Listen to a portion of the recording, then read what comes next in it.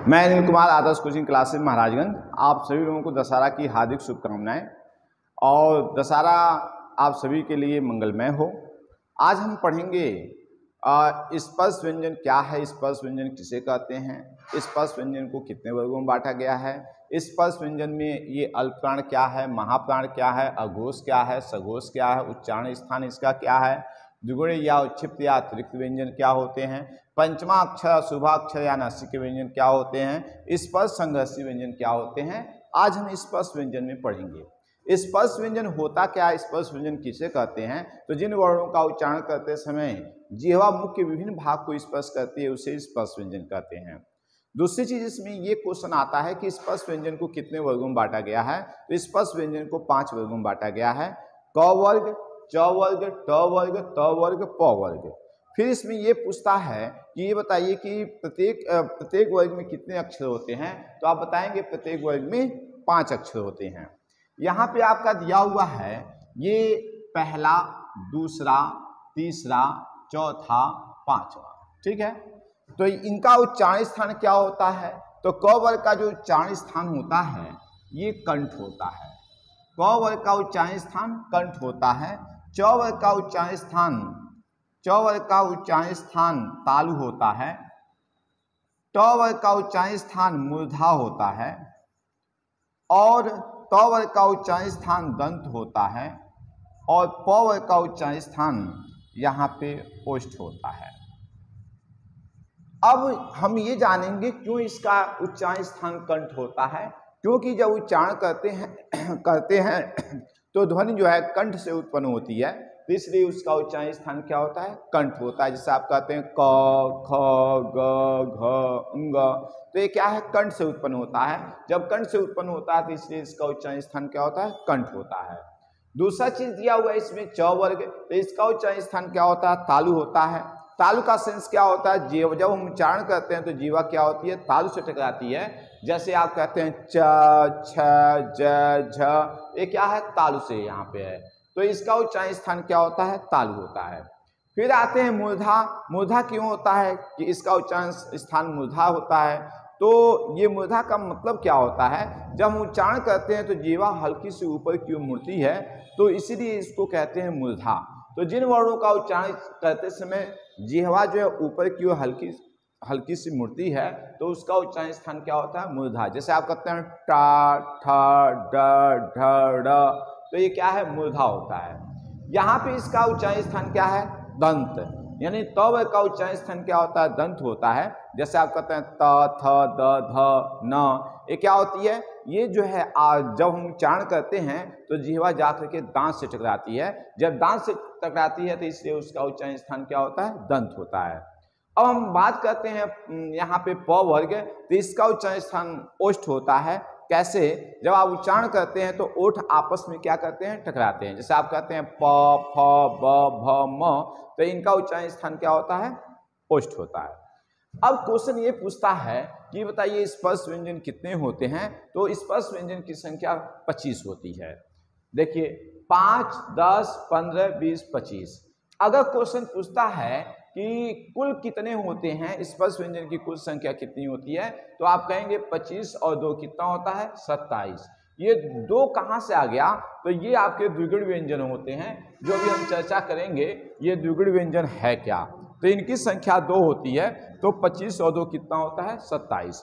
अगर कुल की बात करते हैं तो 27, और सिर्फ हम बात करते हैं स्पर्श व्यंजन की संख्या कितनी होती है, तो आप कहेंगे 25। अब देखिए यहाँ पे इसमें जो है आता है अल्पप्राण, महाप्राण, उसके बाद अघोष, सघोष। तो ये जानेंगे कि अल्पप्राण होता क्या है। तो इसमें क्वेश्चन पूछता है कि वायु संवेग के आधार पे वर्ण कितने प्रकार के होते हैं। तो वायु संवेग के आधार पे जो वर्ण जो होते हैं 2 प्रकार के होते हैं।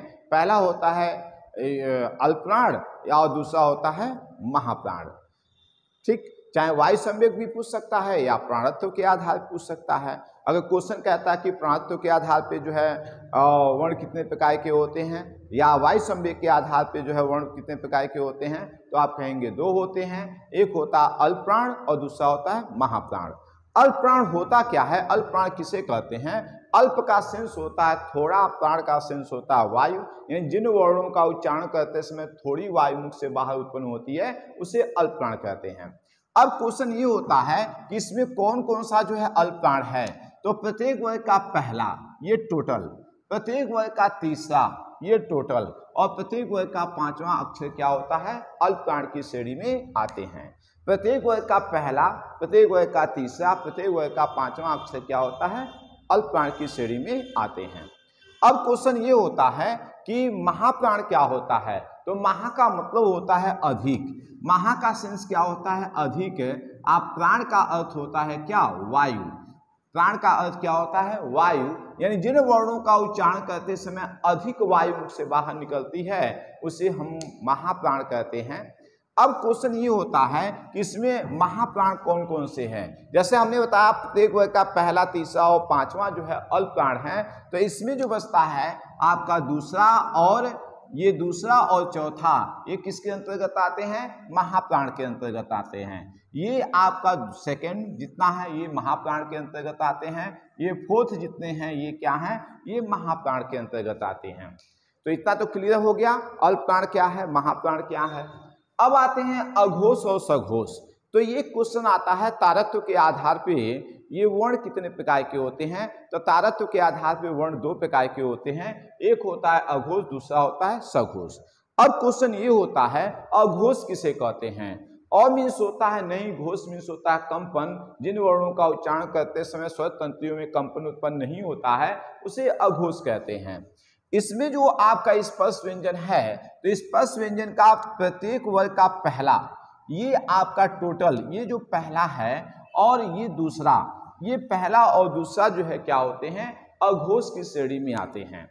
अब क्वेश्चन ये होता है कि सघोष क्या होता है, सघोष किसे कहते हैं। तो जिन वर्णों का उच्चारण करते समय, यहाँ देखिएगा, स मीन्स होता है सात, आघोष मीन्स होता है कंपन, यानी जिन वर्णों का उच्चारण करते समय स्वर तंत्रियों में कंपन उत्पन्न होता है उसे सघोष भी कहते हैं या घोष वर्ण भी कहते हैं।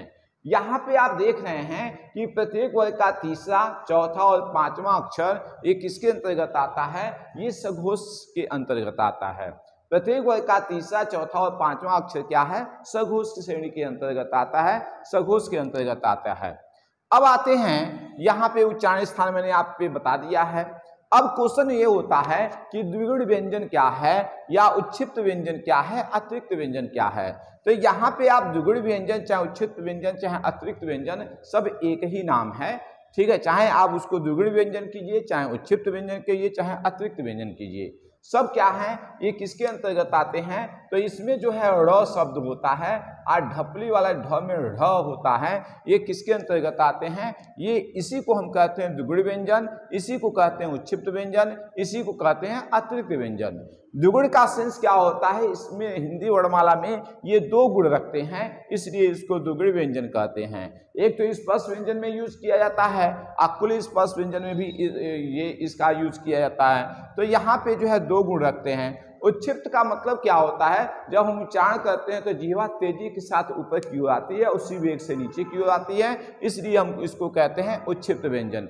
अतिरिक्त व्यंजन क्या होता है, अलग से स्पर्श व्यंजन में इसकी काउंट करते हैं, तो इसलिए इसका नाम पड़ जाता है अतिरिक्त व्यंजन।